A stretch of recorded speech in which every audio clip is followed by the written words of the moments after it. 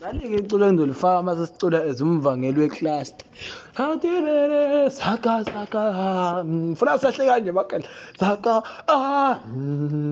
saka saka. Saka saka. Yazi ngiyayizwa le ngoma. Isho something and I like it. Wow. Nabantu bakhuluma ngomoya oyingcwele uthi wehla phezu kwethu wahlala kunye nathi. Iteke umoya zaka zaka wehla phezu kwethu zaka zaka amadoda ujulani makhetha kanti nani yamuphi umoya oyethu yaphimisela.